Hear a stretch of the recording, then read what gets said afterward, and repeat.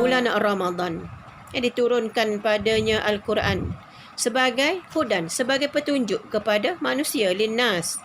Selain daripada petunjuk, Quran ini juga wabayyinatin minal huda wal furqan, memberi penjelasan mengenai petunjuk dan juga pembeza antara yang hak dan yang batil, antara yang benar dengan yang salah. Dan kita tahu bahawa Al-Quran merupakan satu mukjizat agung, yakni mukjizat terbesar yang membuktikan kerasulan Nabi Muhammad sallallahu alaihi wasallam dan kewujudan Allah Subhanahu wa taala dengan segala sifat kesempurnaan. Kita tahu Al-Quran diturunkan kepada Nabi dengan perantaraan malaikat Jibril alaihi salam, bermula dengan suratul Fatihah, diakhiri dengan suratul Nas. Bila kita baca Quran, kita dikira dapat pahala, dikira satu ibadah. Dan fokusnya adalah diturunkan pada bulan Ramadan. Okey, bila kita menyebut tentang Ramadan, bulan puasa, sinonim, makna amat sebati dengan kita tentang tadarus Al-Quran.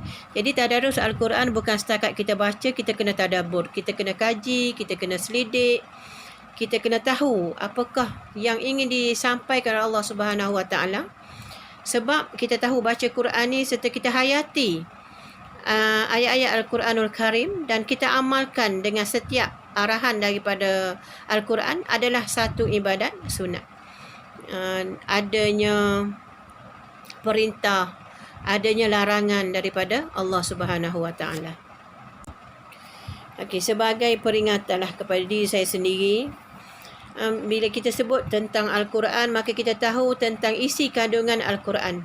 Isi kandungan Al-Quran ini terhimpun ayat-ayat yang menjelaskan tentang pelbagai perkara, meliputi akidah, ibadah, jenayah, akhlak, muamalat, munakahat, nikah kahwin, sains, teknologi dan bidang-bidang yang lain, di mana tak ada satu pun perkara yang terlepas ataupun tertinggal dalam Al-Quranul Karim.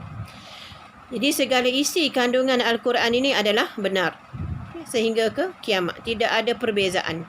Kisah-kisah yang sudah berlaku, disebut dalam Al-Quran, Ashabul Kahfi, sedang berlaku, yang kita tak habis urus negara sekarang ni, dari segi ekonomi, dari segi politik,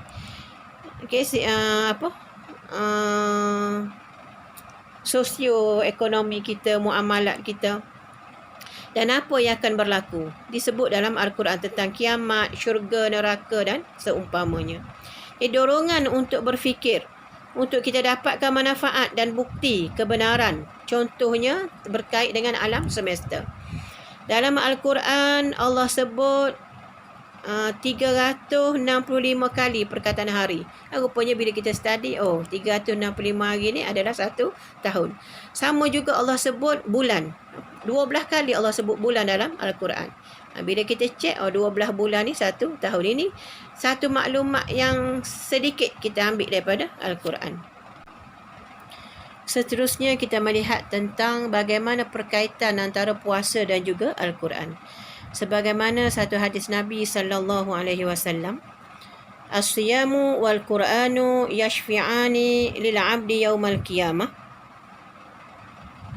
Yaqulu siyam ay rabb mana'atuhu at-ta'am wasyahawat bin nahar fashaffi'ni fih. Wa yaqulu al-Qur'an rabb mana'atuhu an-nauma bil laili fashaffi'ni fih fayushaffi'ani, atau kama qala sallallahu alaihi wasallam. Puasa dan Al-Quran memberi syafaat kepada hamba pada hari kiamat. Puasa berkata, hai Tuhanku, aku menegahnya daripada makan dan syahwat pada siang hari, maka berilah syafaatku kepadanya. Al-Quran pula berkata, Tuhanku, aku tegahkannya daripada tidur malam, maka berilah syafaat kepadanya. Kemudian kedua-duanya diberi syafaat. Hadis riwayat Ahmad dan juga sanad sahih. Dengan sanad sahih. Jadi apa yang kita faham daripada hadis ini ialah yang pertama, puasa dan Al-Quran akan menjadi penolong dan juga pemberi syafaat kepada pencinta dan juga pengamalnya pada hari kiamat kelak. Yang kedua, orang yang berpuasa semasa di dunia, puasa akan menolongnya dan memberi syafaat kerana semasa di dunia dahulu, orang yang berpuasa ni telah menahan diri dari makan dan minum di siang hari serta mengekang nafsunya. Yang ketiga, orang yang menyibukkan dirinya dengan Al-Quran, membaca hingga terpaksa menyekang mata di malam hari, Al-Quran akan menjadi syafaat serta penolong di hari kiamat. Yang keempat, ambillah kesempatan melaksanakan ibadah puasa dengan iman dan ikhlas serta membaca Al-Quran sebanyak-banyaknya. Haddathani Abu Umamah Al-Bahili qala sami'tu Rasulullah sallallahu alaihi wasallam yaqul iqra'ul Qur'an fa innahu ya'ti yaumal qiyamah syafi'an li ashabi atau kama qala sallallahu alaihi wasallam. Bacalah Al-Quran kerana sesungguhnya ia akan datang kepada kamu pada hari kiamat dengan sebagai pemberi syafaat kepada ahlinya. Hadis riwayat Muslim. Jadi sama-samalah kita berusaha menyemarakkan bacaan Al-Quran pada bulan Ramadan ini.